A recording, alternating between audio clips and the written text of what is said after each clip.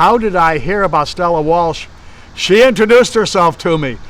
Back in those days, in the 60s, there were no locked doors at the Plain Dealer. The weirdest people in the world came in and out all the time. It was great. Stella Walsh would come in all the time into the sports department, promoting her girls' softball teams, her girls' track teams, her girls' basketball teams. And so that's when I got to know her. And then she would really seize upon me. She would come into the sports department all the time, and she would start tormenting me. Come on, let's do a race. She wanted to race me. She was almost twice my age. It was a bright, sunny, midsummer morning. Warm. I was there in my Bermuda shorts and sneakers. She gets out there, and she's in a track outfit.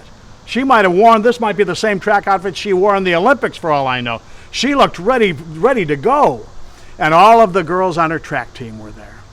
She had the starters' guns. She had the girls on the stopwatches. She had the girls with the tape at the finish line.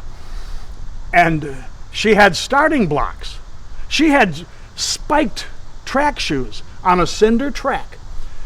And so she had drove starting blocks into the track with spikes. Bang, hammer, bam, bang, bang. Starting blocks. I don't need starting blocks, Stella. She was, what was she? Late 50s. I was 27. In fact, I felt bad about, giving this woman a lesson in foot racing. So anyway, she insisted on, first of all, giving me a 10-yard head start in a 100-yard race.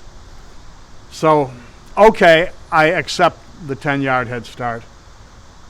And believe it or not, I beat her by about a yard. So she said, "You have qualified for the finals," as I'm taking a cigarette break after the race. What? We do it again, huh? This time we start even. Whoa! So I just beat her. So no problem. One more drag on my Pell-Mell. Threw that baby down. We get down in our stance. Bang, the gun goes off. We take off, and all I see are her heels kicking up cinders in front of me. She beat me by about 10 yards. And then she said, "We will resume the debate at Stan Orzek's bar." Stan Orzek had a bar at 71st and Fleet. Stan was a well-known guy in the community because not only did he have a fine Polish bar, he was also a referee of high school football and basketball games, one of the most preeminent high school football and basketball referees in the city. He refereed all the big games, the charity games, city championship games, the high school championship games at the arena. He was always the guy in the striped shirt. So we go down to Stan's place. Now we did this, Stella and I did this at about, 10 o'clock in the morning, 11 o'clock in the morning, something like that.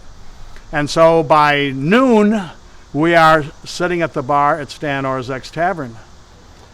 Not many women could drink me under the table back in those days.